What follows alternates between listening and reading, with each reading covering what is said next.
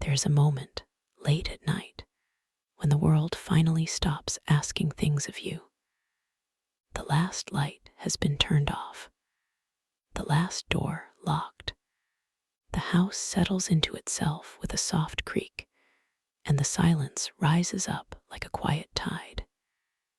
If you listen closely, past the hum of the refrigerator and the gentle rhythm of your own breathing, you might notice that the quiet has layers. There is the quiet of the room, the quiet of the street outside, and then, if you let your imagination reach out a little further, there is the quiet of thousands of years ago. That deeper quiet is not empty. It is full of sounds, if only you know how to hear them.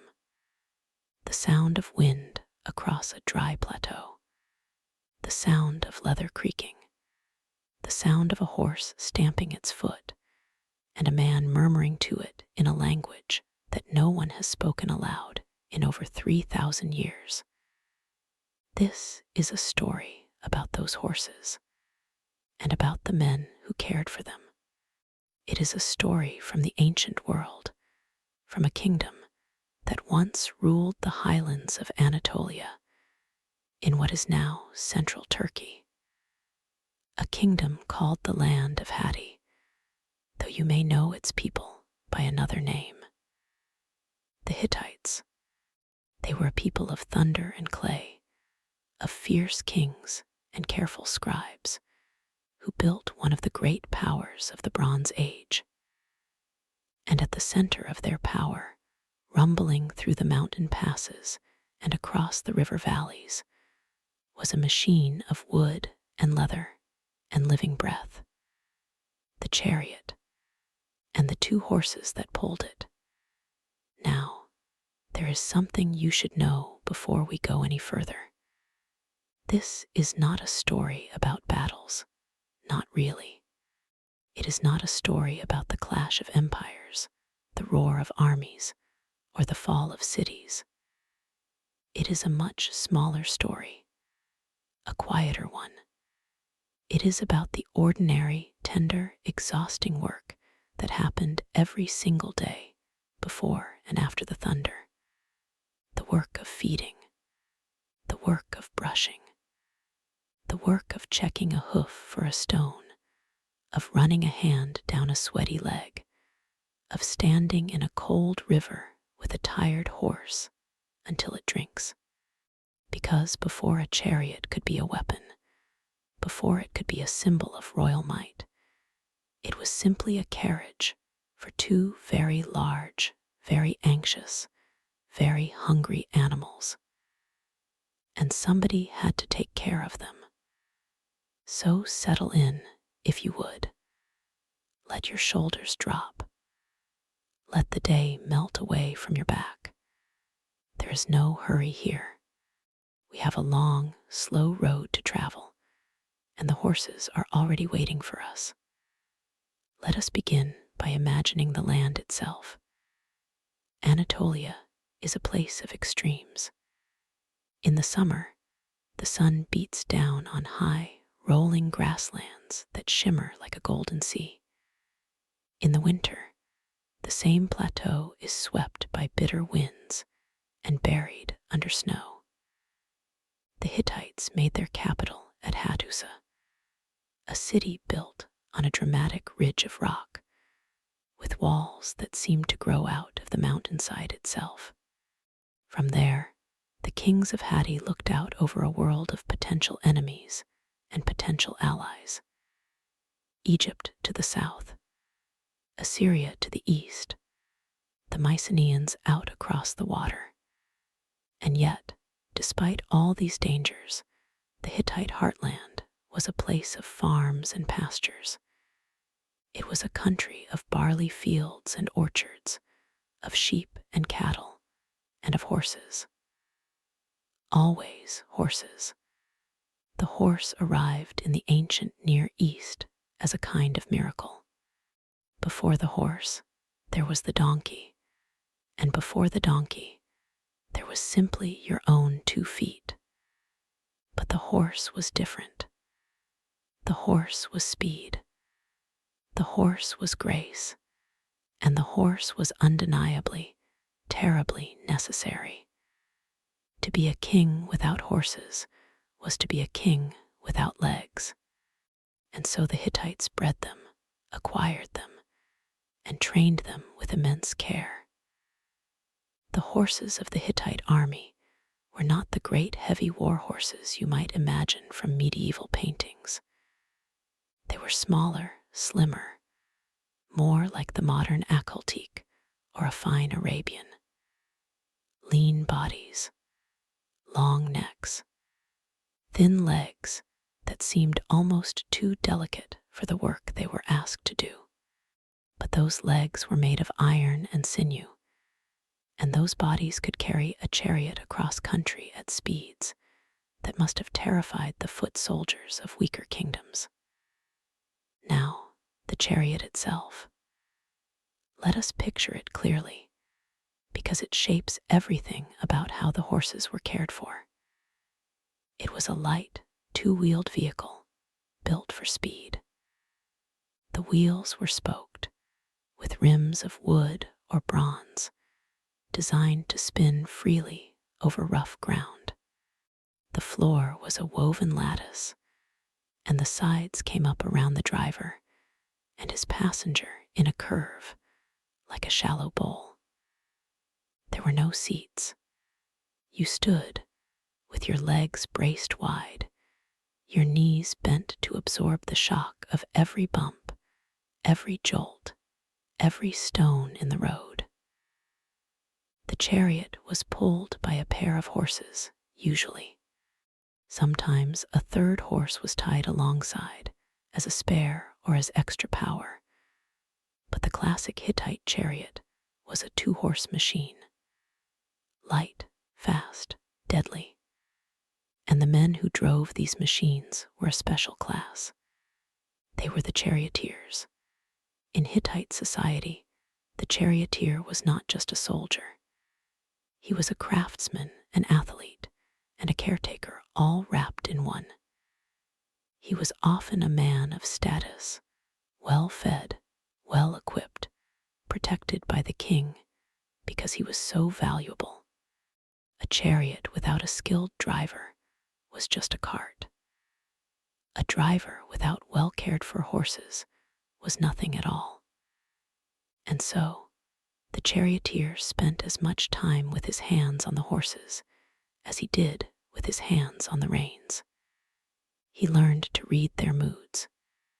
He learned to notice the dullness of an eye, the droop of an ear, the subtle reluctance in a step that meant a horse was not feeling well. He learned to recognize the difference between a horse that was tired and a horse that was sick. And he learned that the difference, left unattended, could kill not just the horse, but the whole crew. There is a wonderful, strange document that has survived from the Hittite world. It is written on clay tablets in a script that was deciphered only in the last century. And it is, as far as anyone can tell, the world's earliest surviving manual for training horses. It is called the Hittite text, named after the man who wrote it, a charioteer and horse trainer from a place called Mitanni, which lay to the east of Hatti. Hittite was not a Hittite. He was an outsider, a foreigner, brought to the Hittite court precisely because his knowledge of horses was so advanced. And his text is remarkable. It is methodical. It is precise. It reads like a trainer's diary, or perhaps a coach's playbook. It describes 184 days of training, a gradual, patient buildup of strength and conditioning, designed to turn a young, green horse into a chariot animal capable of sustained effort. And here is the beautiful part. The text is not just about sprinting and racing. It is full of care. It describes when to feed, when to water, when to wash, rest. It tells the trainer to check the horses for injuries before they begin the day's work.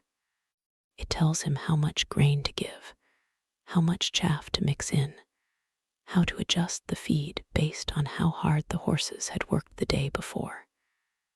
Read that text carefully, and you realize something. These men loved their horses, not in a sentimental, open-hearted way, perhaps. The Bronze Age was a hard time, and horses were tools of war. But there is a tenderness in the details. The way Kikuli describes washing the horses in a river after a hard run. The way he insists that the horse must be dried off afterwards so it does not catch a chill. The way he describes walking a horse slowly, patiently, to cool it down before it is allowed to drink. These are not the instructions of a man who saw horses as disposable machines. These are the instructions of a man who knew exactly how fragile and how precious a horse could be. But the Kikuli text was for training. What about the campaign? What about the long, dusty marches into enemy territory when the horses could not choose when to eat, when to rest, or when to drink? That is where the real labor of care began. And that is where we are going next, if you are ready. Let us take a breath. The night is still young, and the road ahead of us is gently lit by the moon. Imagine a Hittite army on the move. It is spring, perhaps, or early summer. The worst of the winter mud has dried. The mountain passes have opened. The grain stores have been replenished from the previous harvest. And the king, sitting in Hattusa, has decided that it is time to remind the surrounding kingdoms who rules this land. Orders are sent out. Messengers ride to the regional governors, to the garrison commanders, to the lords who owe the crown their service. And they are told to bring their chariots and their horses to the appointed meeting place. This is a moment of tremendous activity. The stables are a frenzy of noise and motion. The charioteers check their vehicles, oil the axles, test the spokes of the wheels, replace worn leather straps. The smiths hammer out new bronze fittings. The fletchers, the armorers, the provisioners all do their own work. But perhaps the most important work happens in the paddock, where the horses are being prepared for the march. They are examined from nose to tail. Their hooves are cleaned and trimmed. Their coats are brushed until they gleam. Their harnesses are fitted and adjusted, with thick felt pads placed under the straps to prevent chafing. A horse that is rubbed raw by a harness cannot pull a chariot. A horse that has a sore back cannot pivot. A horse that is in pain will not give its best. And in the desperate press of battle, the horses must give everything they have. The campaign begins with a muster. The army gathers on a broad plain outside the capital.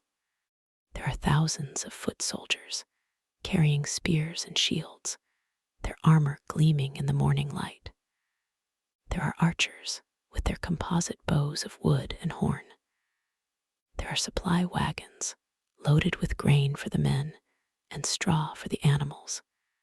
And there are the chariots, row after row of them, hundreds upon hundreds, each with its pair of horses standing quietly in the traces, flicking their tails at the flies. If you were standing there, you would smell the dust, the sweat, the oiled leather, the warm animal breath. You would hear the harness bells, the shouted orders, the stamp of hooves. and you would feel a strange mix of excitement and dread. Because a campaign meant glory, yes, but it also meant hardship, and the horses, silent and trusting, had no idea what lay ahead. Now here is where our story truly begins, because the care of the horses, which seemed so orderly in the paddock, becomes something far more demanding on the march. The first problem is simply one of distance. A horse can travel at a walking pace, perhaps 30 kilometers in a day. That does not sound like much, but on the march, the chariots do not always travel at a walk. The king moves with a sense of urgency. There are rivers to cross, towns to capture, armies to engage. And every forced march, every gallop, every desperate pursuit drains the horses in ways that cannot be ignored. The charioteer learns to manage his horse's energy like a precious currency. He knows that the morning is the best time for travel, when the air is cool and the horses are fresh. He knows that the heat of midday is dangerous, and that the horses must be rested during the worst of it. He knows that the evening cool brings a second wind, and that a careful commander will use the last hour of daylight to make camp and see to the horses before the men are allowed to rest. The horses come first. They always come first, because without the horses, there is no chariot. Without the chariot, there is no military advantage.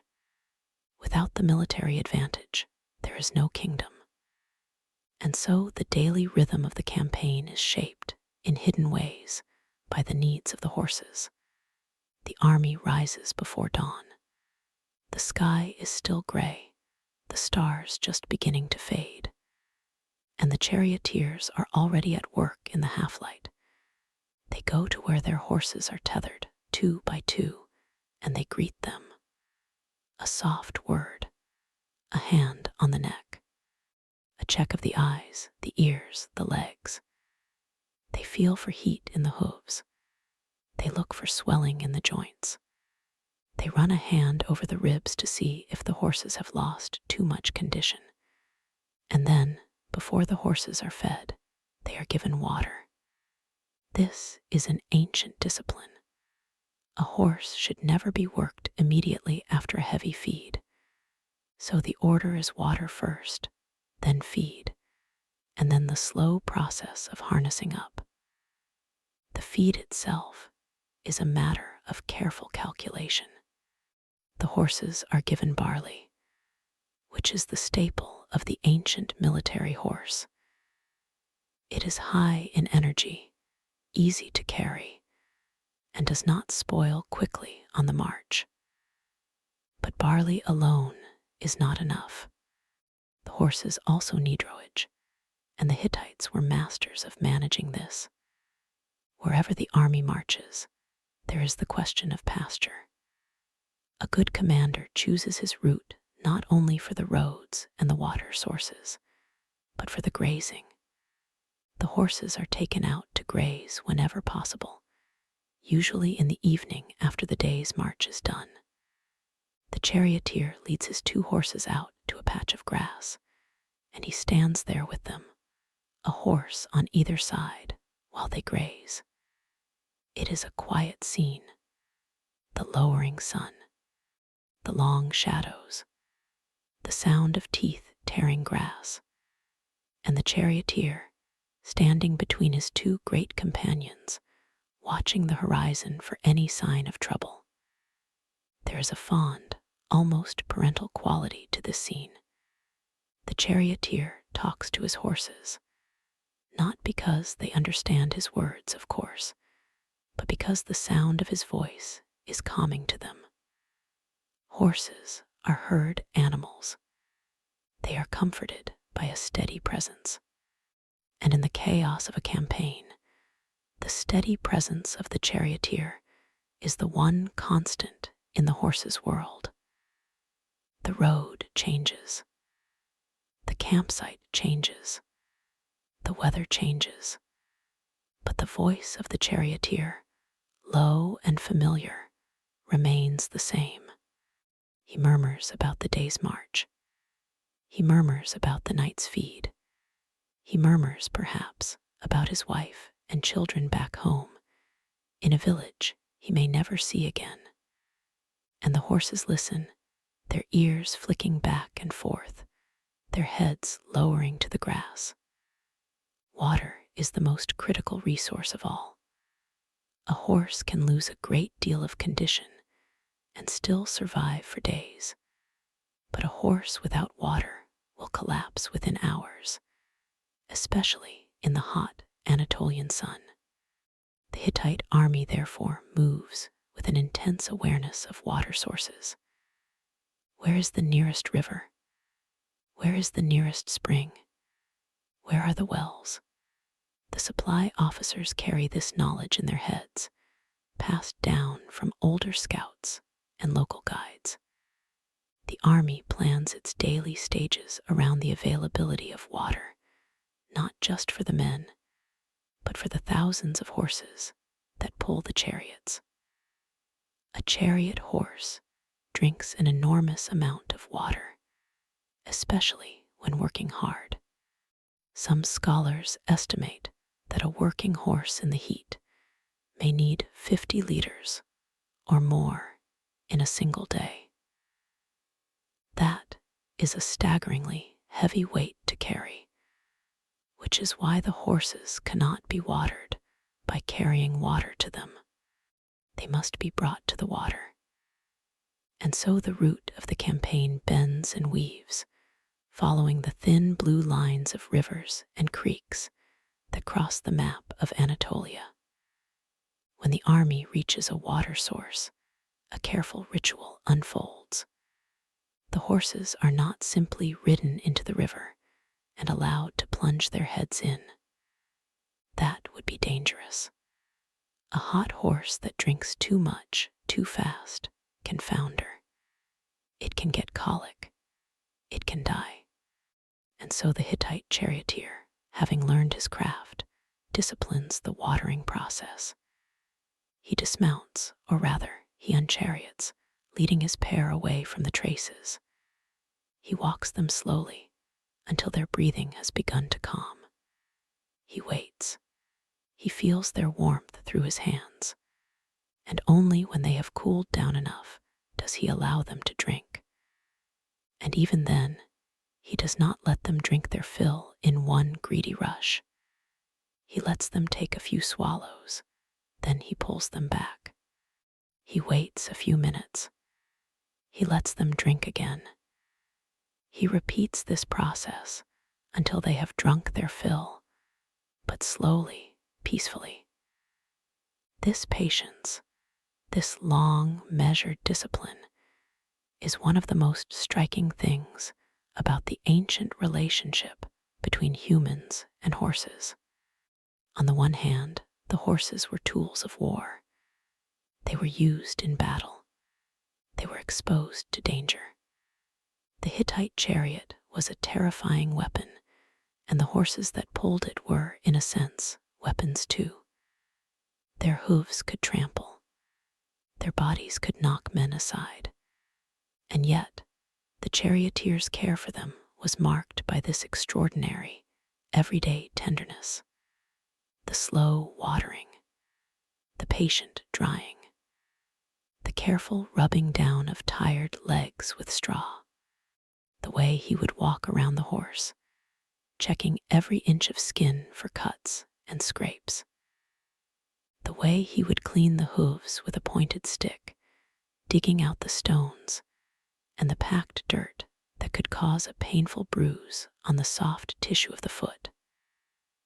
The care was practical, yes, but practical care, performed daily, has a way of becoming something more. There is another document from the Hittite world, though it is less well known than the Kikuli text. It is a collection of administrative tablets, the kind of records that the palace scribes kept with obsessively tidy detail. These tablets list rations. They list the number of horses in a particular unit. They list the grain that was issued, the hay, the straw, the barley. And what is striking about these tablets is the assumption of care that runs through them. The horses are not just counted, they are described. They are listed by their colors, their markings. They are assigned to individual charioteers, whose names are recorded carefully, as if the palace authorities knew that the bond between a specific man and a specific pair of horses was the key to the entire system. A horse that knows its charioteer will trust him. A horse that trusts its charioteer will not panic in battle. A horse that does not panic will respond to the rein with a fraction of a second's less delay. And in the closing moments of a chariot charge, that fraction of a second can be the difference between victory and annihilation. Let us take a moment now to think about the battle itself, not to dwell on the violence, but to understand what the horses were being prepared for. The Hittite chariot charge was an exercise in coordinated terror. The chariots would form up in a long line or in squadrons. The horses would be nervous, their ears flicking, their mouths working on the bits. The charioteers would speak to them continually, a low stream of words, keeping them calm. And then, at the signal, the line would surge forward. The horses would accelerate from a walk to a trot to a canter to a gallop. The chariots would bounce and shudder over the uneven ground. The dust would rise in a huge, blinding cloud. The charioteer would lean back, his feet braced, his hands steady on the reins, his eyes fixed on the enemy. And beside him, his passenger, the spearman or the archer, would lean forward, waiting for his moment to strike. The horses did not understand war. They understood the rush of adrenaline. They understood the noise, the confusion, the pain of a stray arrow. And they understood the voice of their charioteer. In the midst of that chaos, the voice was the one thing that made sense. It was the anchor. It was the promise that whatever was happening, the man beside them was still there. And that trust, built through 1,000 small moments of care, was the most valuable armor a chariot crew could have.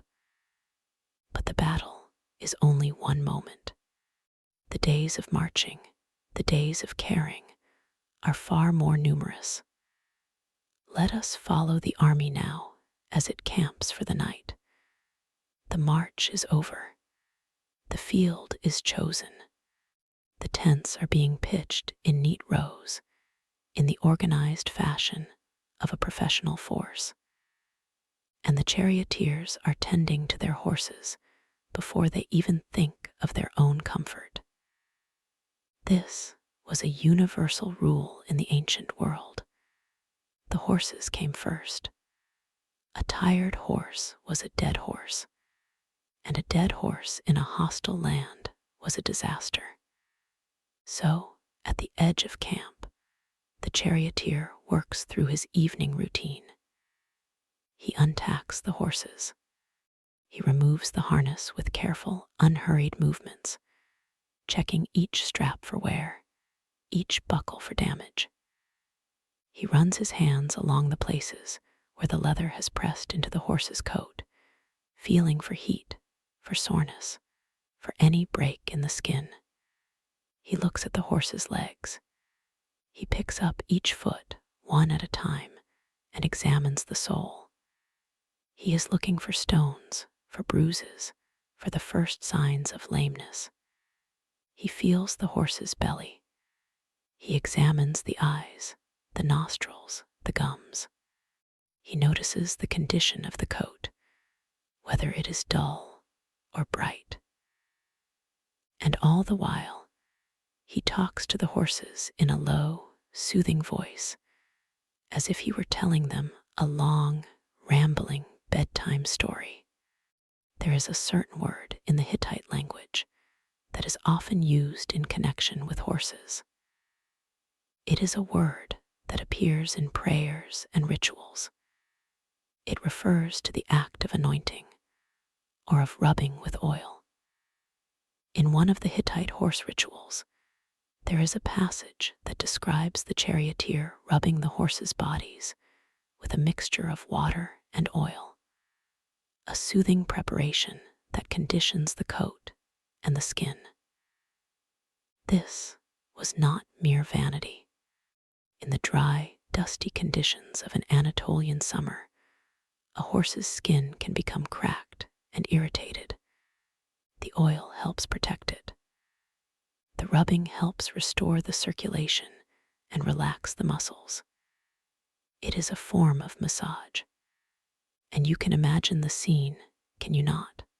The firelight, the horses standing quietly, the charioteer working his hands down a weary horse's shoulder, down its back, down its legs. The horse, head low, eyes half closed, almost sleeping on its feet.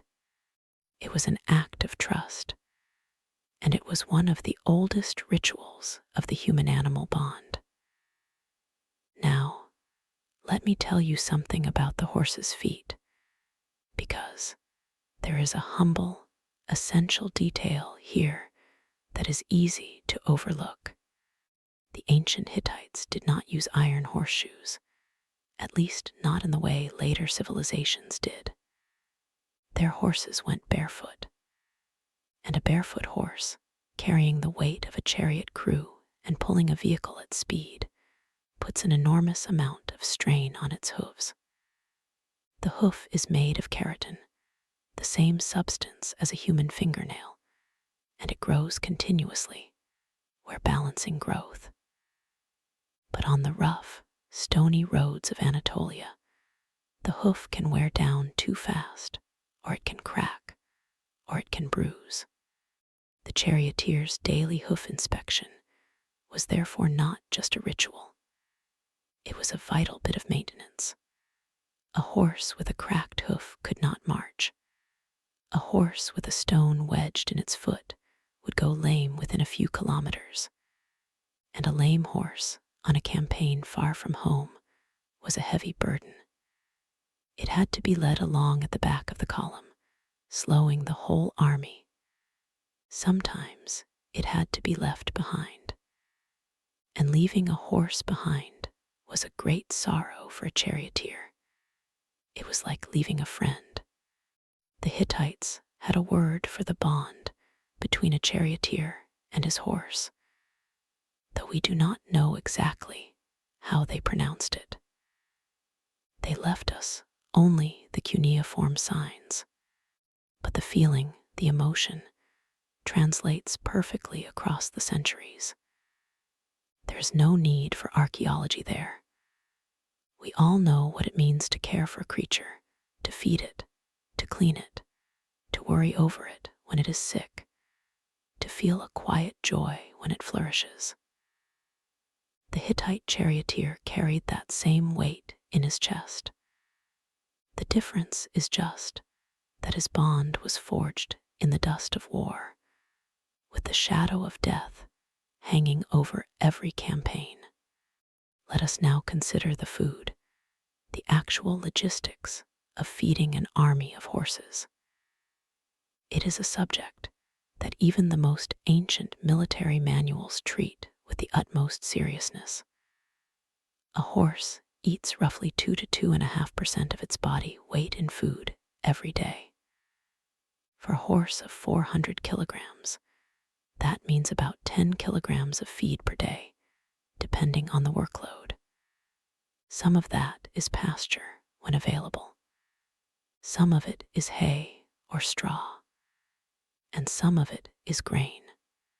The grain ration for a working horse in the ancient world was typically barley.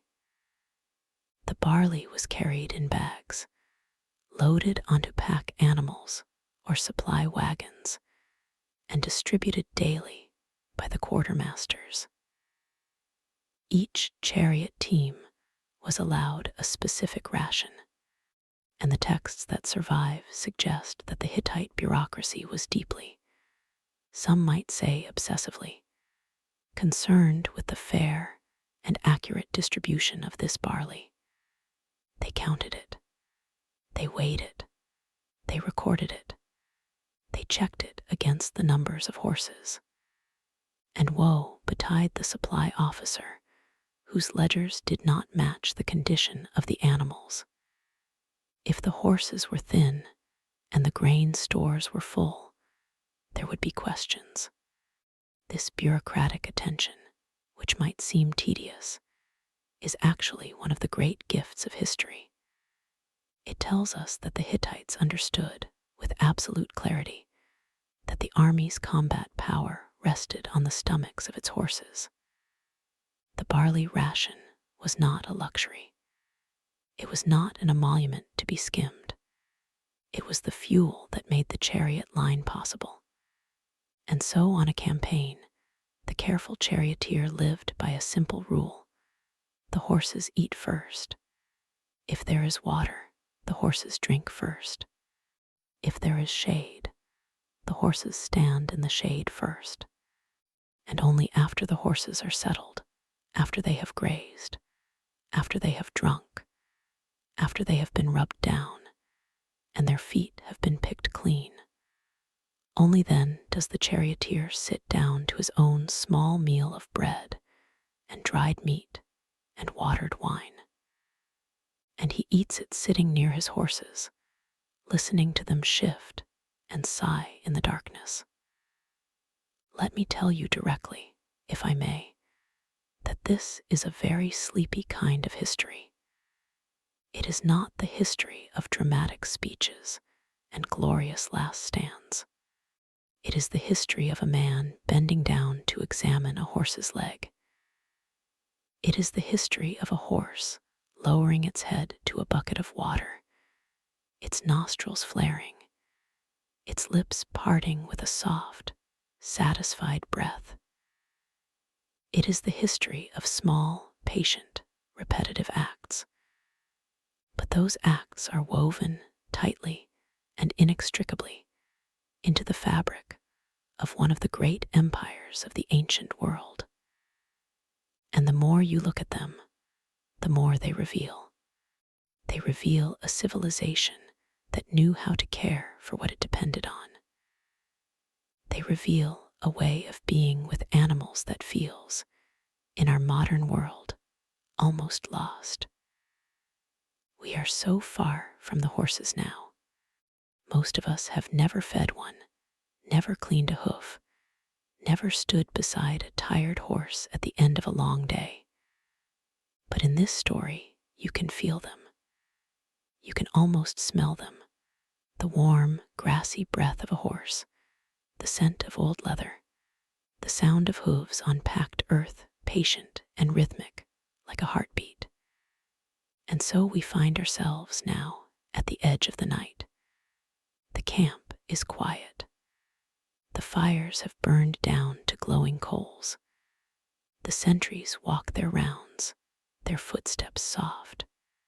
The horses are tethered in long lines, heads drooping, tails occasionally flicking against a fly. They are sleeping, or nearly sleeping, standing up as horses do. Their legs are locked. Their breathing is slow and deep, and the charioteers lie near them, wrapped in their cloaks, curled on the hard ground, one hand resting near the tether rope, as if to keep a connection through the darkness. They dream of home, perhaps. They dream of their wives, their children, the small farms they left behind. And the horses dream too, though we cannot know what a horse dreams. Perhaps they dream of the open steppe, of galloping wild and free. Perhaps they dream of nothing at all. But in the morning, before the sun rises, the charioteers will wake. They will sit up, stiff from the cold ground, and their eyes will find their horses in the gray light. And the first words of the new day, spoken in that ancient language, will be to the horses a greeting, a reassurance, a promise that the day will be endured together. When you close your eyes, you can see them. The chariot, the horses, the man. They stand together at a crossroads of history, at a moment when the world was about to change. And if you listen softly past the dark of your own room, you can hear them breathing. The horse sighs, the man murmurs, the wind moves across the plateau, and the wheels of the chariot, resting in the dust, are silent. They are waiting for the dawn, and we too can wait. The road is long, the story is gentle, and the night is nowhere near its end.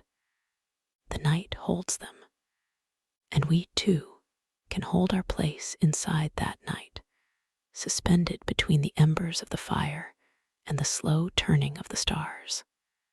It is a good place to be, perhaps, this in-between time.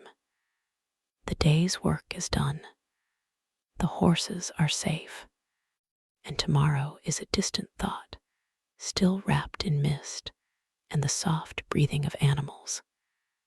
Let me tell you about the morning, though, because in the Hittite camp, the morning comes gently at first, and then all at once. The sky over the Anatolian plateau turns from black to a deep, soft blue, the color of a pigeon's wing. Then the blue lightens to gray.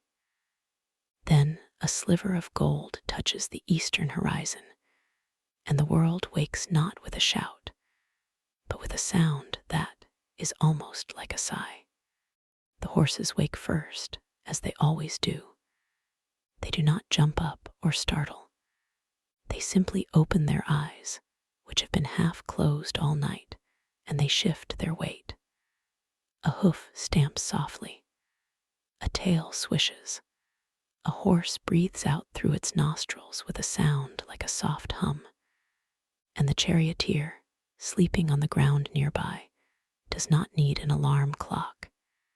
He feels the change in the air. The presence of the horses is like a tide, and he is always aware of the turning of that tide. He sits up slowly. His back is stiff. The ground, as always, has made its mark on him. He rubs his face with both hands, scraping the sleep from his eyes. He looks at his horses, and they look at him. There is no great ceremony in this greeting.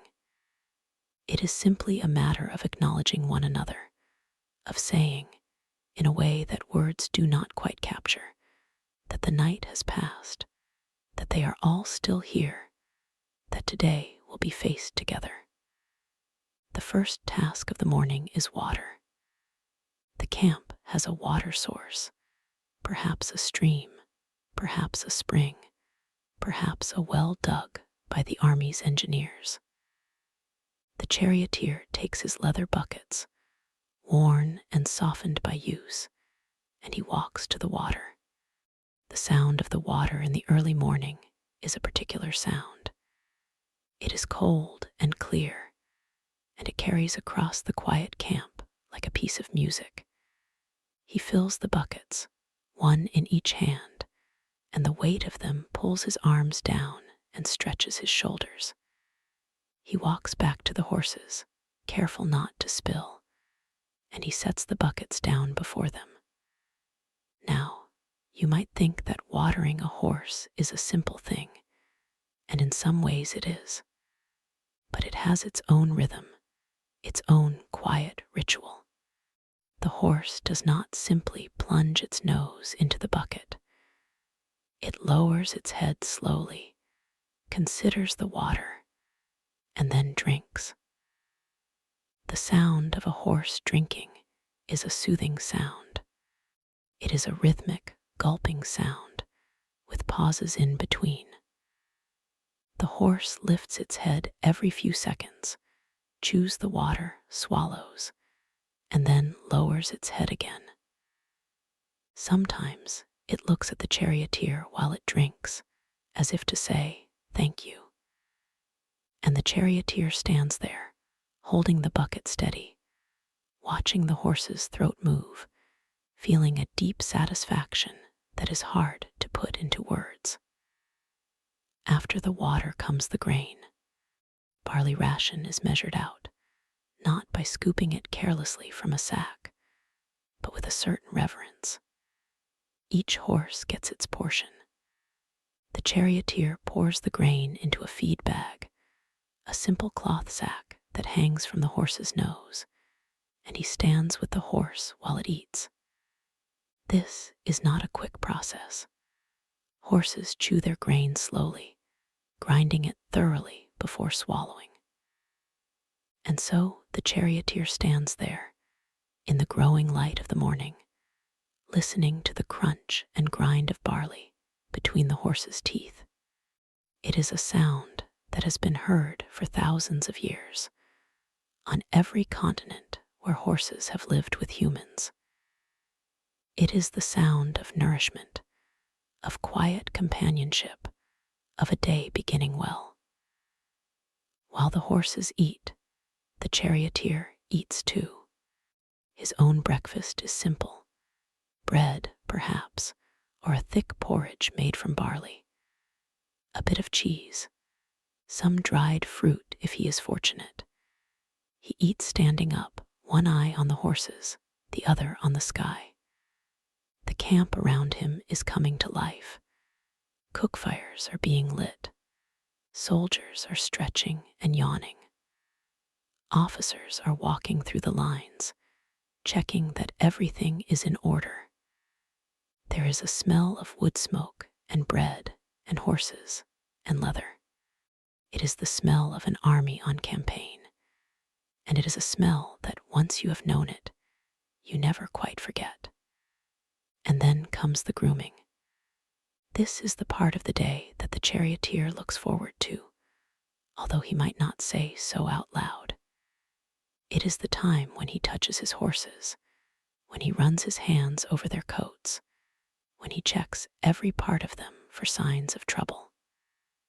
The grooming begins with the curricomb, a tool made of bronze or wood, with teeth that loosen the dirt and dust from the horse's coat. The charioteer works in circles, starting at the horse's neck and moving down its body, following the grain of the hair. The horse stands quietly, enjoying the attention. Sometimes it stretches out its neck and makes a soft, low sound. It is a sound of pleasure, of relaxation. And the charioteer feels the horse's muscles soften under his hands, feels the tension of the night melt away. After the curricomb comes the body brush. This is a softer brush, made of bristles, and it sweeps away the dirt that the curricomb has loosened. The charioteer brushes the horse's coat until it shines, until the light runs along the horse's back like water. He pays particular attention to the places where the harness rests, because those are the places where sores can develop, where the skin can become chafed and raw. He runs his fingers along the horse's girth area, feeling for any heat or swelling. He lifts the horse's tail and checks beneath it. He examines the horse's eyes, looking for any cloudiness or discharge. He looks in the horse's ears, checking for ticks or irritation. It is a thorough examination, and it is performed every single day, without exception. The hooves are next. The charioteer picks up each foot in turn, holding it between his knees, and he inspects the sole and the frog. He uses a small pick made of wood or bone to clean out any stones, any mud, any debris that has become lodged there. He checks for cracks. He checks for heat. He runs his thumb along the wall of the hoof, feeling for any weakness. And as he does this, he talks to the horse, not in a loud or demanding way, but softly, in a murmur, like a person talking to a friend. He says things that we cannot translate because we do not know the Hittite words, but we can imagine the tone. It is a reassuring tone, a gentle tone, a tone that says, I am here, I am taking care of you, you are safe with me. And the horse responds to this tone. It relaxes its body, it lowers its head, it sometimes leans into the charioteer, just a little, as if to lean on his trust. This is the bond that we spoke of earlier. This is the relationship that makes the chariot possible. A horse that does not trust its handler will not perform well in battle. It will be nervous, skittish, quick to panic.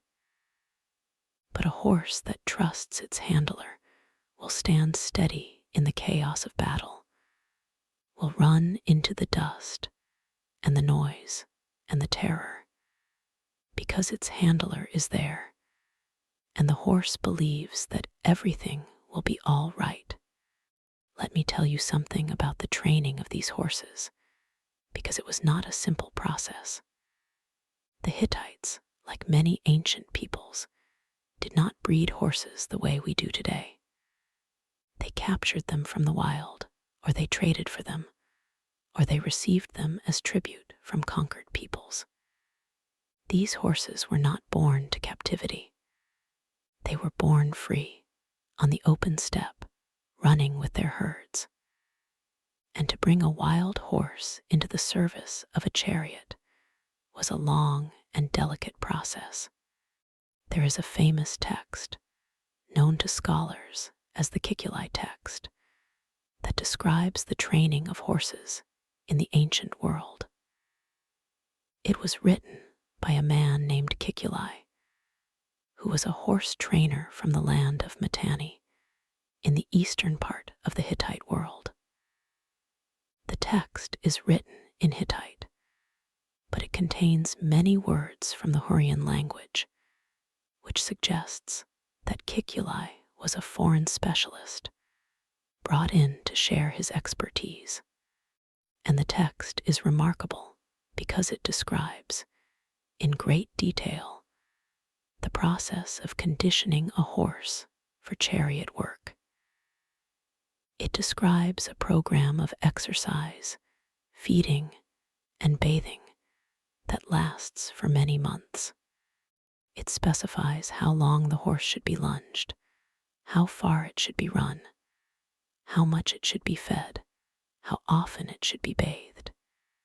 It is, in effect, a training manual, and it shows that the Hittites took the conditioning of their horses very seriously indeed. But what the text does not describe is the emotional dimension of that training. The patience, the persistence, the countless small moments when the horse was frightened and the trainer had to calm it, had to show it that there was nothing to fear. The wild horse, brought into a human camp for the first time, would have been terrified. The smells, the sounds, the sights of human civilization would have overwhelmed its senses. And the trainer's first task was not to teach the horse anything, but simply to earn its trust. This was not done by force. It was done by presence. The trainer spent time near the horse, just sitting quietly, just being there. He brought the horse food. He brought it water. He spoke to it in a calm, low voice. He touched it gently, starting with the shoulder, that safe place where a horse can feel the presence of a handler without feeling threatened.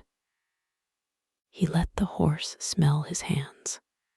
He let the horse sniff his clothes, his face, his hair. He allowed the horse to approach him rather than chasing the horse around the corral. And over time, the horse began to understand that this human was not a predator. This human was a source of safety and comfort, and the bond began to form. It is difficult to describe this process to someone who has never experienced it. It is like watching a flower open. It happens over days and weeks, and each small step is barely noticeable. But then, one day, the horse walks up to the trainer on its own. It rests its head against his chest, and the trainer knows that the battle is won. The horse has chosen to trust him, and from that day forward, the relationship is different. It is no longer a relationship between a wild animal and a human. It is a relationship between two beings who have agreed to travel together through the world. Now, let us consider what it meant to travel with these horses on campaign. The Hittite army moved across the Anatolian plateau, a vast and unforgiving landscape.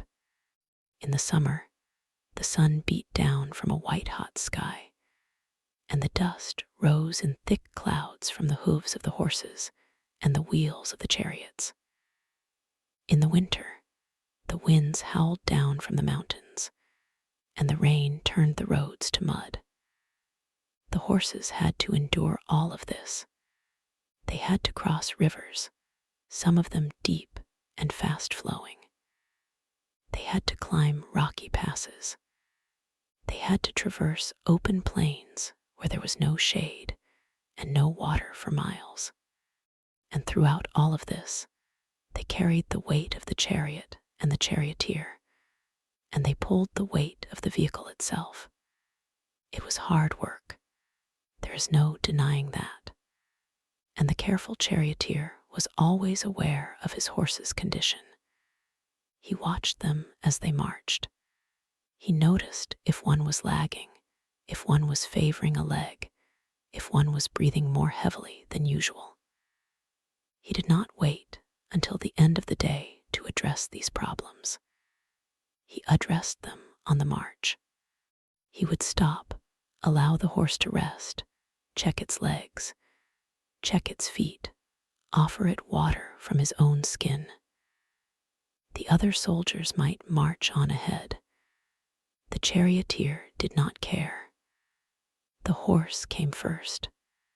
The horse was his responsibility, his companion, his partner. And he would rather fall behind the column than push a tired horse to the point of collapse. There is a story, perhaps apocryphal, perhaps not, that the great Hittite kings sometimes walked on campaign, leaving their chariots and their horses to the care of their grooms. They did this to show solidarity with their soldiers, to share in the hardship of the march. And perhaps it is true. Perhaps the king, too, understood that the horses could not be pushed without limit.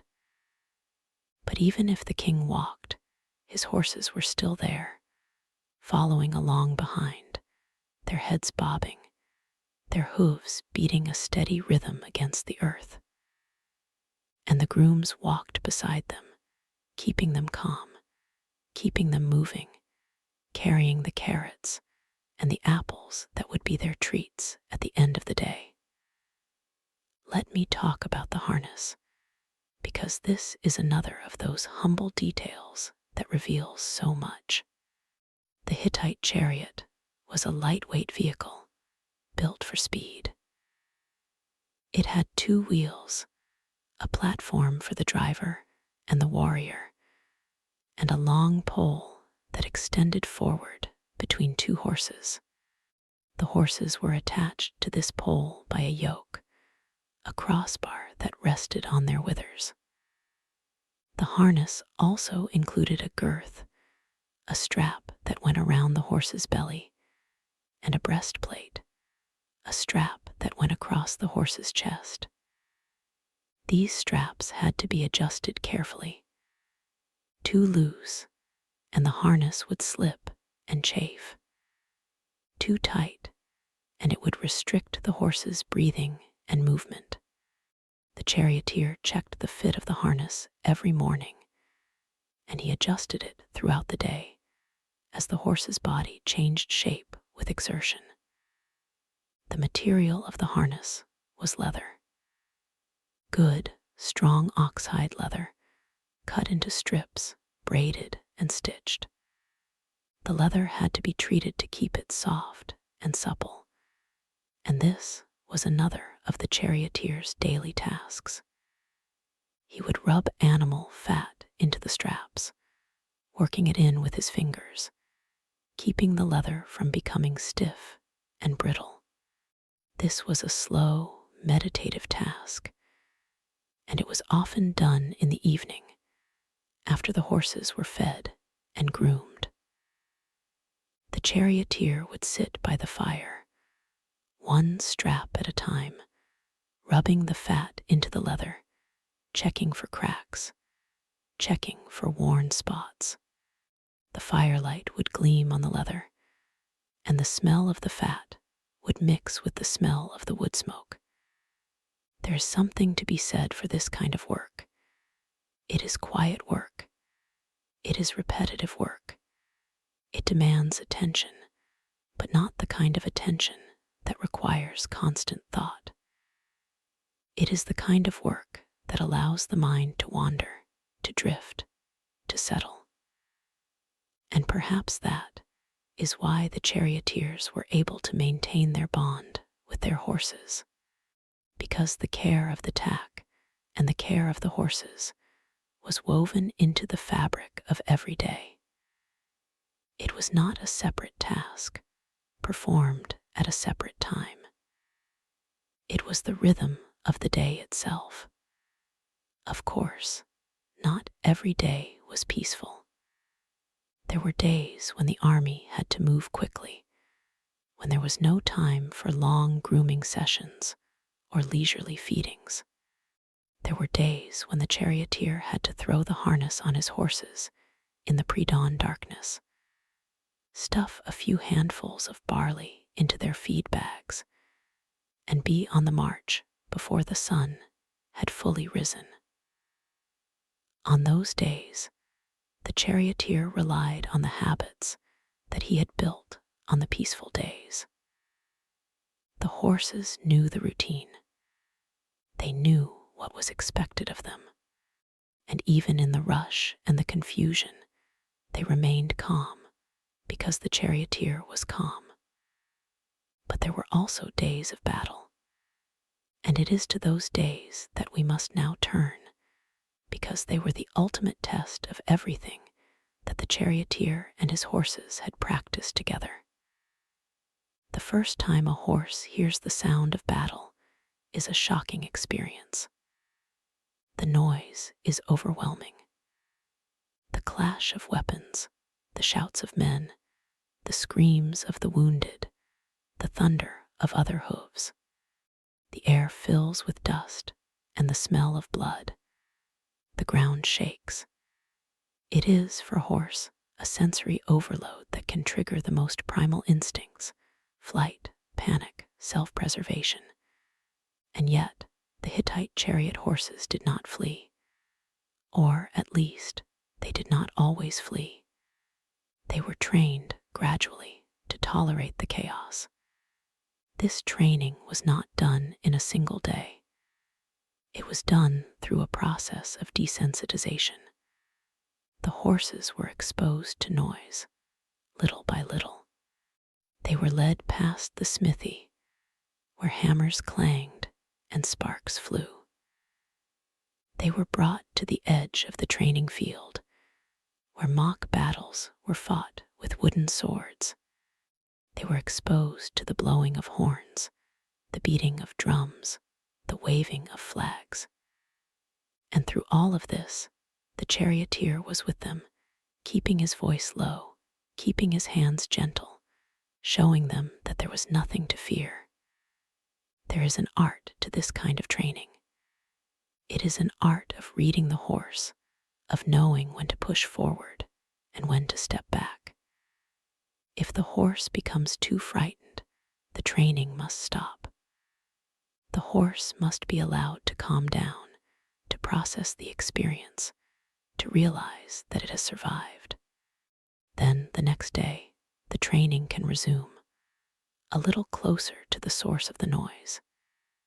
It is a slow process, and it requires enormous patience.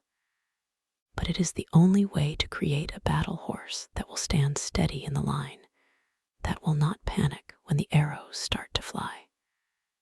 And on the day of battle itself, the charioteer's routine is much the same as on any other day. He wakes his horses. He waters them. He feeds them their grain, perhaps a little extra for the work to come. He grooms them, running his hands over their coats one more time, checking for any signs of illness or injury. He checks their hooves, their legs, their eyes. He adjusts the harness, making sure everything is snug and secure. And then he stands with them, waiting, while the army forms up around him. The waiting is the hardest part. The horses can feel the tension in the air. They can sense that something is about to happen. They become restless, alert, their ears pricked forward, their eyes scanning the horizon. The charioteer talks to them, keeps their minds occupied, feeds them small treats, pats their necks. He is the calm center of their world, and the horses draw on that calm. They trust him. They believe that, as long as he is there, everything will be all right. Then the order comes. The charioteer climbs into the chariot. He takes up the reins. He clicks his tongue, a small, familiar sound, and the horses surge forward. The ground begins to rush past beneath the wheels. The wind whips against the charioteer's face. The horses are running, their legs pumping, their manes flying. And the charioteer is with them, not as a passenger, but as a part of the team. His body moves with the motion of the chariot.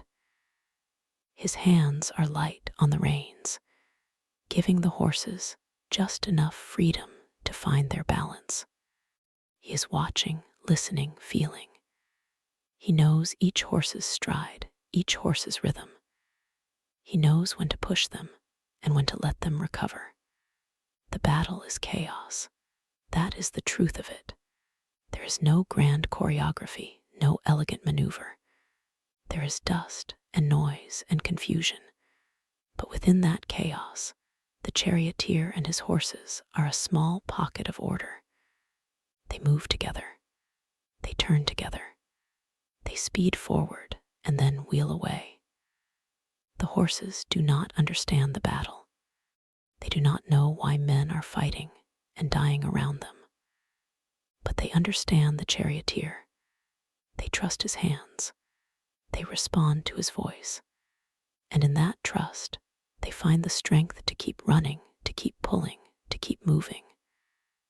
There is a moment, perhaps, after the battle, when the fighting is over.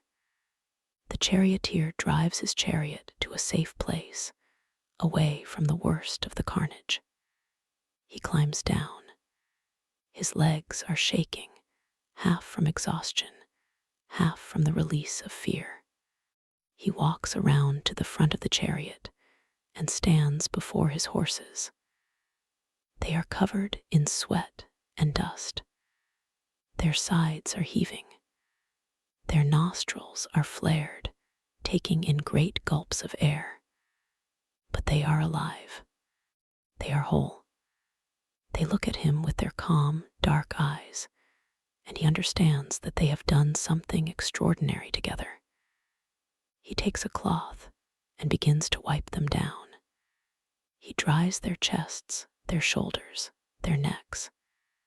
He checks their legs for cuts and strains. He gives them water, small amounts at a time, to avoid shocking their stomachs.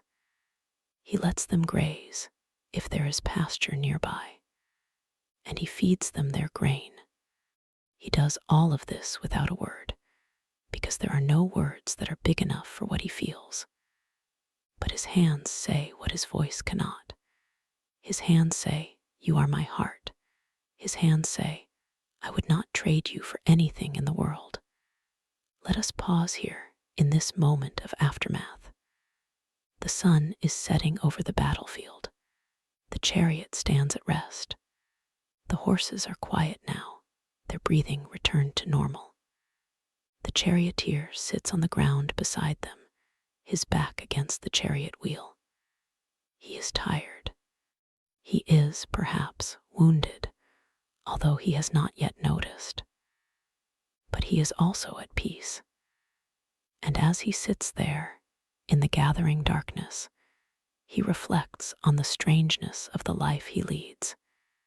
He is a soldier. He is a charioteer. He is a man who kills other men, or tries to, at the command of his king. And yet, his most tender moments, his most genuine feelings, are reserved for the animals beside him. It is a strange thing, this love between a man and a horse. It does not fit neatly into any category. It is not the love of a parent for a child.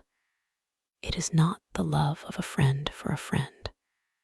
It is something else, something older, something that crosses the boundaries of species.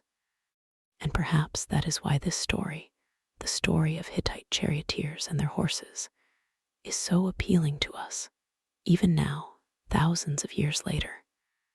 Because we still have that longing.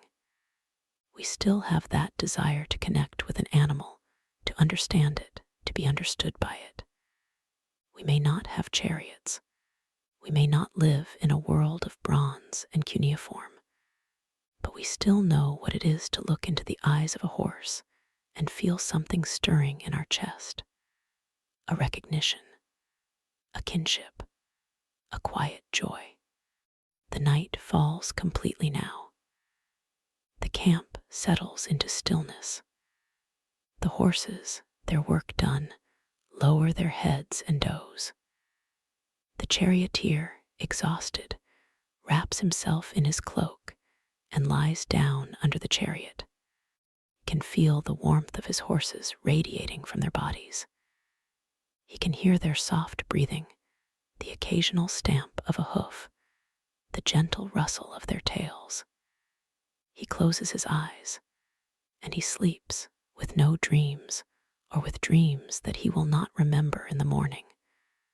But in the night, when he wakes for a moment, he reaches out his hand, and he touches the leg of the nearest horse, just to know that it is there. And the horse, in its own quiet way, responds to the touch. It shifts its weight. It breathes out, and the charioteer sinks back into sleep, held in the safe circle of his horse's presence. There is a term in the Hittite language that scholars have translated as the gift of the stable. It refers to the blessings that the gods bestowed upon those who cared for horses.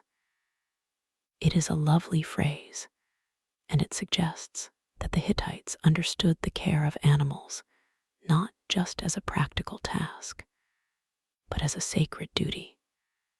The stable was not just a place, it was a sanctuary, and the charioteer, in his daily work with his horses, was performing a kind of ritual, a service that was pleasing to the gods.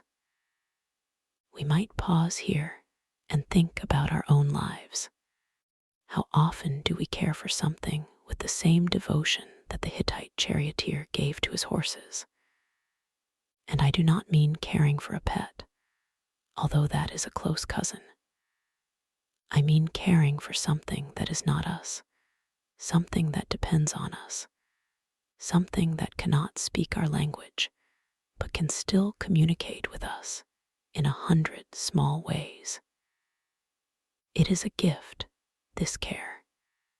It takes us out of ourselves. It reminds us that we are not the center of the universe, that there are other creatures with their own needs and desires, their own fears and joys. And it gives us, in return, a sense of purpose that is deeper than any words. Let me tell you one more story before we let the night take us completely. It is a small story, and perhaps not historically accurate in every detail, but it is true in spirit. There was once a young charioteer, newly assigned to his post, who was given a horse that was old and worn out. The horse had served in many campaigns. Its legs were scarred. Its back was bowed. Its coat was rough and gray with age. The other charioteers laughed at the young man. They said that he had been given the horse because he was not good enough for a better one. But the young man did not laugh. He looked at the horse, and the horse looked at him, and something passed between them. The young man took the horse to his station and began to care for it. He fed it the best grain. He groomed its rough coat until it gleamed. He tended to its scars, rubbing salve into them each evening. He talked to the horse softly, as if speaking to a friend. And the horse, which had been neglected for years, began to respond. Its step grew livelier. Its eye grew brighter. It followed the young man around like a dog, and it would stand quietly beside him for hours, just being near. The day came for the campaign. The young man hitched the old horse to his chariot, alongside a younger horse that had been assigned to him. The other charioteers laughed again. They said that the old horse would not make it through the first day, but the old horse surprised them. It pulled with a strength that no one knew it still had. It kept pace with the younger horses. It never stumbled. And at the end of the day, it stood tall and proud as the young man wiped the dust from its coat. The campaign lasted for weeks. There were battles. There were long marches. Horses died. Horses were injured. But the old horse endured. It carried the young man through every skirmish, every confrontation. And when the army returned home, the young man was promoted. He was given a better chariot, better horses, but he refused to leave the old horse behind. He kept it in his own stable. He fed it with his own hands. And every evening he sat with it, talking to it, until the old horse finally died, peaceful and full of years. I tell you this story because it is the story of every charioteer who ever lived. The bond between a man and a horse is not about youth or strength or beauty. It is about time. It is about the hours spent together, the moments of shared labor and shared rest. It is about the small, unspoken understanding that grows between two beings who have learned to trust each other absolutely. And that trust, once formed, is stronger than death. It lives on in the memory. It lives on in the stories that are told by the fireside, long after the horses have gone to dust. We are deep in the night now. The moon has crossed the sky. The stars are still bright, but they are shifting toward the western horizon. In a few hours, the dawn will come. The camp will wake. The charioteers will rise, and they will begin again their small, patient rituals. They will water the horses. They will feed them. They will groom them. They will check their hooves and their legs and their eyes. And then they will harness them, and they will march on through the dust and the wind across the face of the ancient world. But that is for the morning. For now, let us stay here in the quiet of the night. Let us listen to the breathing of the horses. Let us feel the warmth of their bodies, the steady rhythm of their hearts. Let us be, for a moment, beside them, sharing their watchfulness and their rest. The Hittite world is gone. The chariots are rusted and broken. The bones of the horses are scattered across the hill of a forgotten battlefield. But the bond between a man and a horse is not a thing that rusts or breaks or scatters. It is a thing that lives in the heart, and it is still here, in this story, in this night, in the quiet space between us and the past. There is a word in our own language, and it is a word that captures exactly what we have been trying to describe. The word is gentle. It comes from the Latin word gentiles, which means belonging to the same family or clan. And over time, it came to mean something else. It came to mean kind, mild, soft, and careful. To be gentle is to treat another being as if they were family. And that is precisely what the Hittite charioteer did with his horses. He was gentle with them. He treated them as family. He recognized in them something that was not merely useful, not merely functional, but precious, irreplaceable, worthy of care and devotion. So let that be the word that carries us forward. Let it be the word that we remember in the morning when we wake from our own dreams. Gentle, gentle with the ones we love. Gentle with the ones who depend on us. Gentle with ourselves. And perhaps, in our gentleness, we will discover what the Hittite charioteer discovered thousands of years ago, that the care of another being is one of the most profound and satisfying acts that a human can perform. It is a way of saying, without words, that we are not alone, that we are connected, that we are, all of us, horses and humans alike, bound together in the great, slow journey of life. The fire has burned down to ash now. The night is at its deepest, and the horses, oh, the horses, they are standing in the darkness, their heads low, their eyes half closed. They are dreaming, perhaps, of green pastures.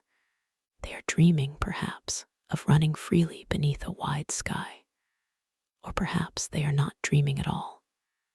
Perhaps they are simply standing, breathing, existing in a state of calm that we humans can only envy. But whatever they are doing, they are there. They are present. They are the heart of this story, and they will be here when the dawn comes. And so we too can let go. We can let the day's worries fall away. We can breathe in the cool night air. We can listen to the soft sounds of the camp, the distant murmur of sentries, the creak of a leather strap, the quiet sigh of a horse. And we can feel ourselves drifting, gradually, peacefully, toward the edge of sleep. The night is beautiful. The night is kind. And the horses, in their patient way, are keeping watch. Rest now. The road is long, but the charioteers have walked it before. They have walked it with their horses beside them. And they have found that it is not a road of dust and exhaustion, but a road of shared breath and shared silence. It is a road that leads through the darkness and into the dawn. And we are on that road with them every step of the way. We are not alone. We have never been alone. And perhaps, in the quiet of this night, with the horses breathing in our ears, we can feel the truth of that. We are held, we are carried, we are loved. The stars turn slowly overhead. The wind moves across the plain. And somewhere, far away in the great sweep of history, a horse and a man stand together, waiting for the morning. They do not speak. They do not need to speak. They are simply together, and that is enough. That is always enough. So let us leave them there in that ancient dawnlight. Let us leave them with their chariot, their harness, their barley rations, their small, patient rituals. And let us carry with us the quiet wisdom of their care. For in the end, the history of the Hittite charioteers is not a history of battles and conquests. It is a history of tenderness. It is a history of a man who looked upon his horses and saw not tools, but companions. It is a history of hands that groomed and fed and healed, though those hands were also made for war. That is the story we have been telling tonight, and it is a story that will never truly end, because as long as there are horses, there will be humans who care for them. As long as there are humans, there will be this bond, this quiet connection, this gentle love. It is older than the Hittites. It is older than memory, and it will be there, waiting in the dawn of every new day. Welcome to the night. The horses are resting, and we are resting with them. Sleep well.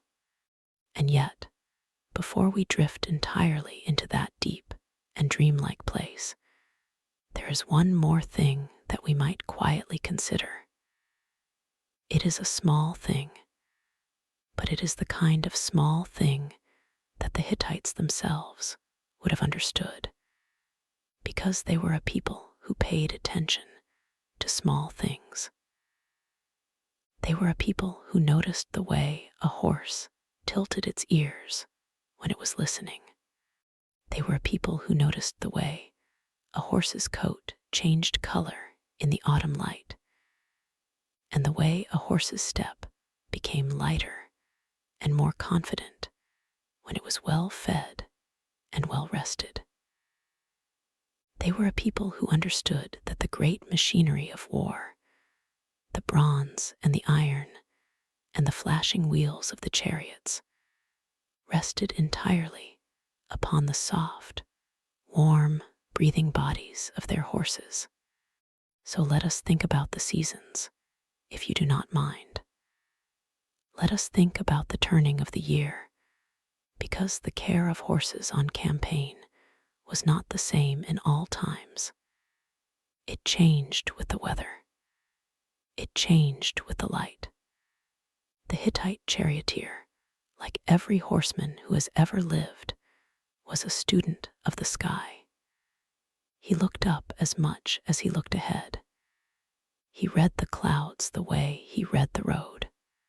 And he knew, perhaps without ever putting it into words, that his horses were part of the great rhythm of the earth, a rhythm that moved through seed time and harvest, through rain and drought, through the long white silence of winter and the sudden green rush of spring. In the spring, when the snows melted and the rivers ran high and cold, the charioteers would take their horses out of the stables and begin the slow work of conditioning them for the campaign season. It was not a harsh work, not at first. It was a gentle easing, a loosening of muscles that had grown stiff and soft during the winter months. The horses would be led out into the meadows where the new grass was just beginning to push through the wet soil. They would graze, and they would walk, and they would be groomed more thoroughly than they had been all winter. The charioteers would run their hands along the horses' legs, feeling for any swelling, any warmth, any sign of injury that had gone unnoticed in the cold months. They would check the teeth, because a horse's teeth tell you a great deal about its age and its health. They would look into the eyes, clear and bright and full of the New Year's light. And there was something joyful in that springtime work. The horses felt it too.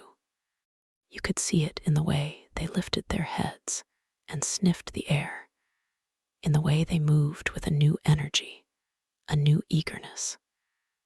They knew, in their own deep and wordless way, that the time of standing still was over. They knew that the long roads lay ahead of them, and they were ready. They were always ready. That is one of the most remarkable things about horses when you think about it. They do not question. They do not complain. They simply go step by step, mile by mile, with a patience that puts our human restlessness to shame. Summer was the time of the great marches. The sun beat down upon the Anatolian plains, and the dust rose in pale clouds beneath the hooves of the horses. The charioteers would rise before dawn, while the air was still cool and the shadows were long. They would water the horses first, because a horse that is well watered can go for a surprising distance, but a horse that is thirsty will quickly weaken. They would feed them their barley, perhaps mixed with a little chaff to make it easier to digest. And then they would groom them, not just for the sake of neatness, but because grooming was a form of massage, a way of loosening the muscles and stimulating the circulation of the blood. A well-groomed horse is a horse that is ready to run. A well-groomed horse is a horse that trusts its rider. The summer roads were hard and stony. The hooves of the horses would take a beating, and the charioteers would examine them carefully, every day, sometimes twice a day.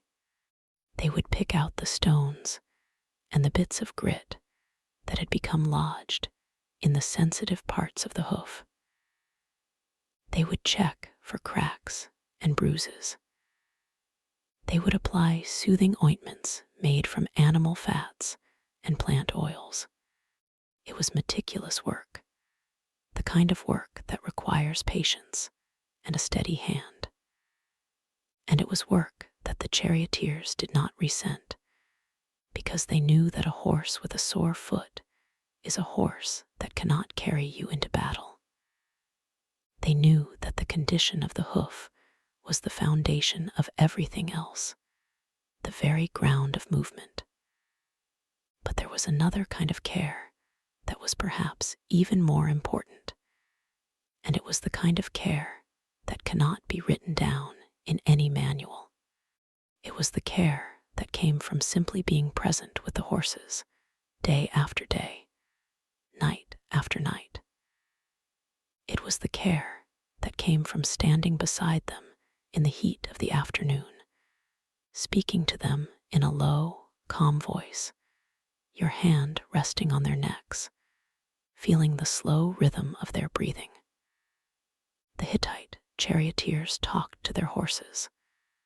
We know this because it is a thing that every horseman does in every age.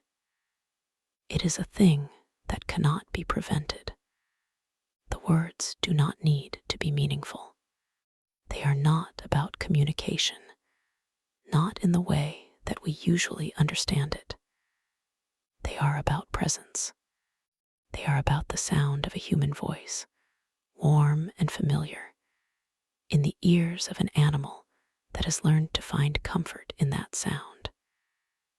There is a kind of resonance that develops between a horse and a human who spends enough time together. It is almost as if they begin to share a single rhythm of attention. The horse will notice when the human is tense or afraid.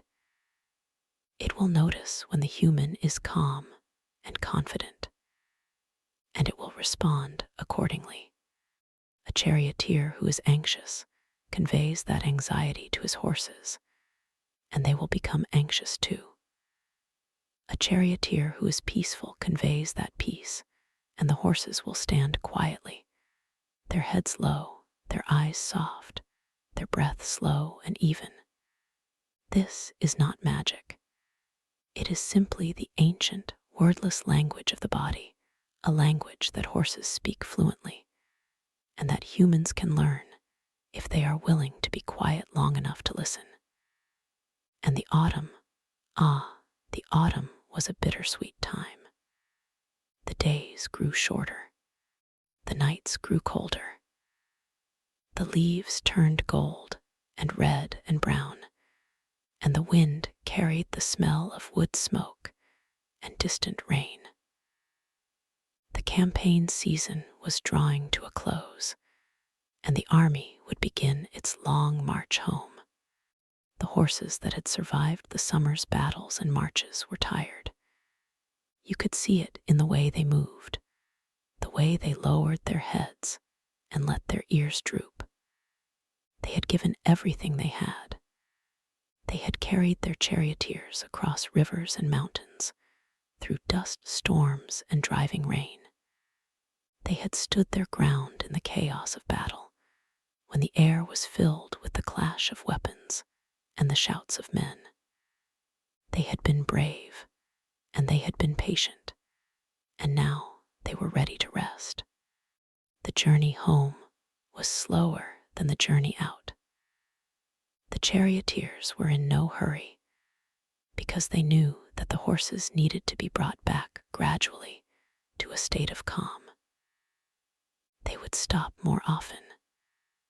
They would let the horses graze for longer periods. They would spend more time grooming, more time checking for the small injuries that had accumulated over the long weeks of marching.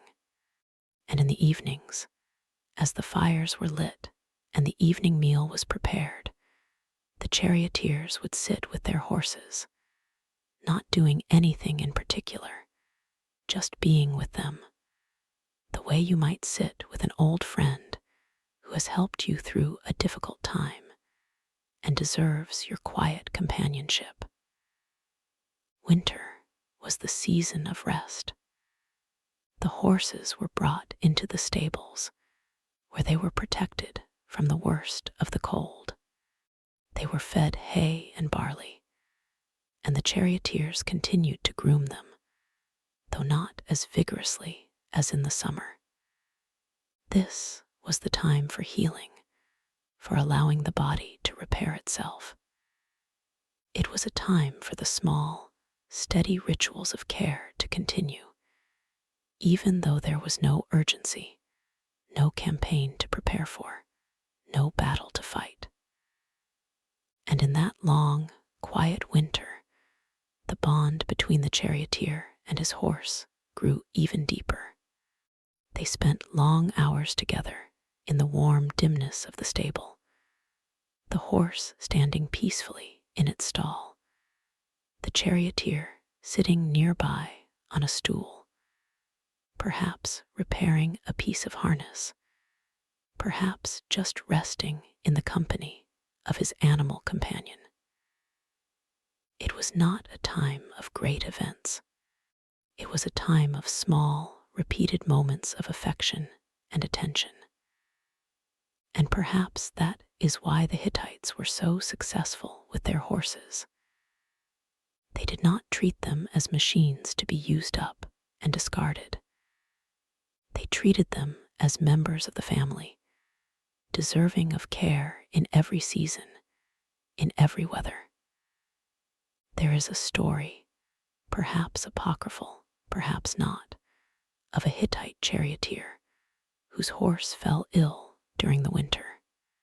The horse was old, and it had served him faithfully for many years, through many campaigns. It had carried him into battle more times than he could count. It had stood beside him through long nights of watchfulness, when the enemy was near and the danger was great. And now, in its old age, it was sick. The charioteer did what he could. He fed it warm mash made from barley and honey. He covered it with blankets to keep it warm. He stayed with it through the long nights, sleeping on the stable floor beside it, wrapped in his own cloak, so that the horse would not be alone. The other men in the camp thought he was foolish. They said that the horse was old, that it had served its purpose, that it was time to put it out to pasture and forget about it. But the charioteer would not listen. He had shared too much with this horse. They had crossed rivers together. They had climbed mountains together. They had faced death together, and they had survived together. You cannot simply set aside a bond like that because it is no longer convenient. You cannot pretend that it does not exist because the horse is old and sick and no longer useful. And so the charioteer stayed. He fed the horse with his own hands, talked to it in the quiet, soothing voice that he had used 1,000 times before, on the march, in the stable, in the moments before battle. And the horse perhaps understood. It could not speak, but it could feel the presence of its old friend. It could hear the voice that had always been a source of comfort, a voice that had never been raised in anger, never been cold or cruel. And maybe that was enough. Maybe the horse knew that it was not alone, that it was loved. In the morning, the horse was still alive. It was weak, but it was breathing, and its eyes were clear. The charioteer wept with relief. He continued his vigil. He continued the small, patient rituals of care. And gradually, slowly, the horse began to recover. It was never the same, of course. It was too old for that. But it lived, and it remained with him for another season, another year, until at last it died peacefully, with the charioteer's hand resting on its neck, and the charioteer's voice speaking its name for the last time. I think about that story sometimes. I think about the faithfulness of that charioteer and the faithfulness of that old horse. And I think about what it means to care for another being, not because it is useful, not because it is efficient, but simply because it is alive, and it is in your keeping. That is the heart of the Hittite tradition. That is the heart of all true horsemanship. It is not about domination. It is not about control. It is about partnership.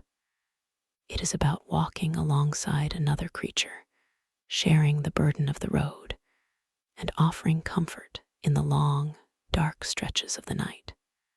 And perhaps, if we are quiet enough, we can still feel the presence of those ancient charioteers. We can still feel the warmth of their hands on our shoulders, guiding us gently toward a deeper understanding of what it means to be responsible for another living soul. They are gone, those men. Their names are lost to us. We do not know what they looked like, or what they dreamed about, or what songs they sang to their horses in the evening. But we know that they were there. We know that they did this work, this ancient and sacred work of care. And we know that the horses they tended were the best horses in the ancient world, not because they were the largest or the strongest, but because they were loved. There is a quiet place, perhaps, where the Hittite charioteers still walk with their horses. It is not a place of battle, not a place of dust and blood and shouting. It is a green place, a place of soft meadows and gentle streams. The horses graze there, their coats shining in the soft light. The charioteers sit beside them, their hands resting on their knees, their eyes full of peace. And they are waiting, perhaps, for us. They are waiting to welcome us into that same quiet understanding, that same gentle way of being in the world. And when we finally come to that place, when we have walked the long road of our own lives, we will know them. We will recognize them by the way they move among their horses, by the softness of their voices, by the unhurried rhythm of their steps. And they will look at us, and they will see that we too have learned the lesson of the night, the lesson of the fire burning down to ash, the lesson of the horse standing quietly beside us, breathing in the darkness. And they will smile, and they will say nothing, because there is nothing that needs to be said. We will simply sit down beside them in the green grass among the grazing horses, and we will rest at last. So let the night carry you now. Let the sound of my voice become like the sound of the wind moving through the trees, like the sound of a distant river, like the sound of a horse's steady breathing in the stable next door. You are safe. You are warm. The world is at peace, or at least it is at peace here, in this small circle of firelight, in this quiet story, in this gentle remembrance of a time long gone. The Hittite charioteers understood something that we, in our busy modern lives, often forget. They understood that the greatest gift you can give to another being is your full attention. They understood that there is a kind of holiness in the ordinary, in the daily ritual of feeding and grooming and watering, in the simple act of being present. They did not have our technology. They did not have our medicines or our machines, but they had something that we are in danger of losing. They had patience. They had the willingness to sit with another being, without rushing, without distraction, without the constant humming of our thoughts. They had the ability to simply be in the presence of their horses, and to let that presence be enough. And that is what we are doing here tonight. We are practicing the ancient art of presence. We are allowing ourselves to be here, fully here, in the quiet of the night. We are not thinking about tomorrow, or the next day, or the endless list of tasks that awaits us when the morning comes.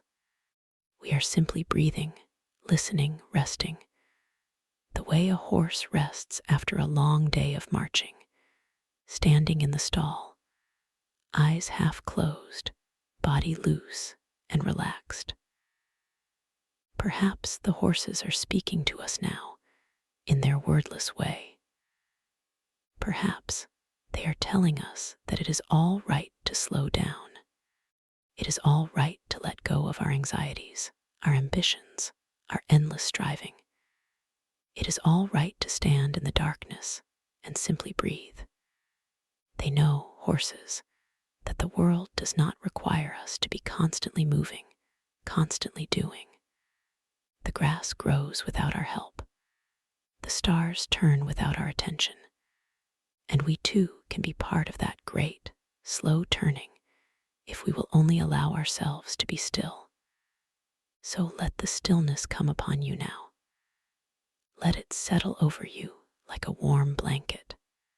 Let your mind drift, the way the horses drift in the meadow, grazing and pausing, without purpose, without urgency. There is no need to hold on to anything.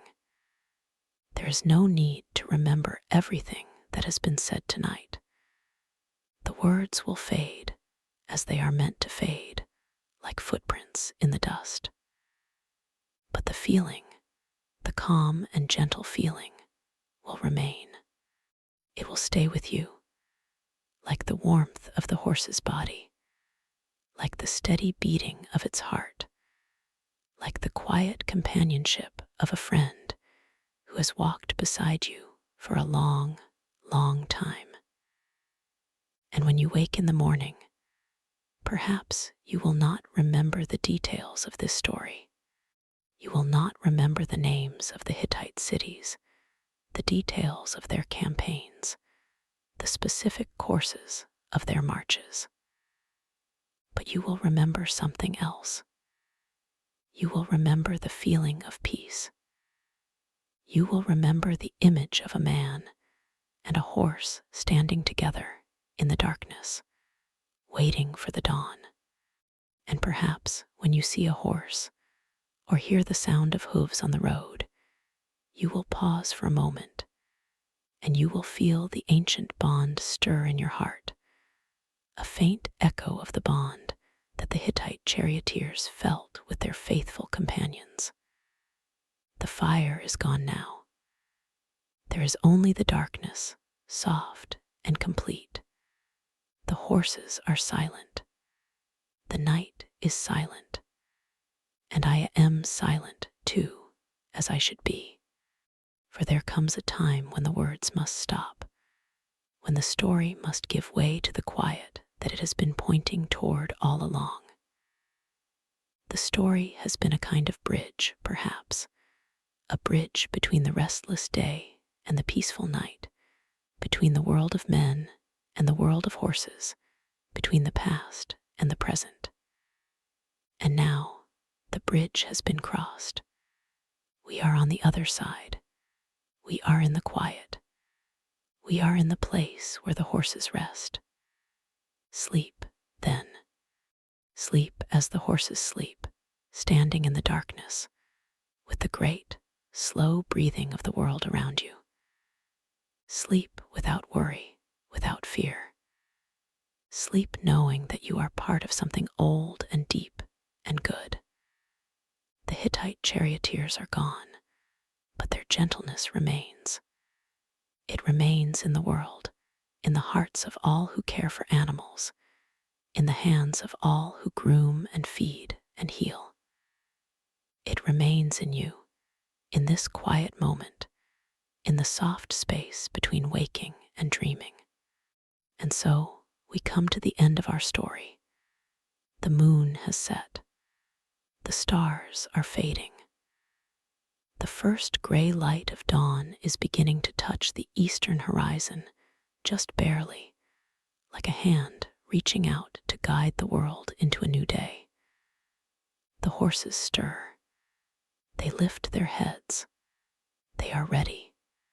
And we are ready too, ready to carry this quiet wisdom with us into the morning, into the days ahead, into all the moments when we will have the chance to be gentle with another being, to offer care, to stand beside a creature in need. That is the gift of the Hittite charioteers. That is the lesson of the ancient road. Be gentle, be present, be faithful. And the horses, the great, patient, loving horses, will carry you through all the long nights and into all the bright mornings, until at last you come to the green meadow where they are waiting, and you rest together at last. Sleep well, friend. Sleep well and dream of horses.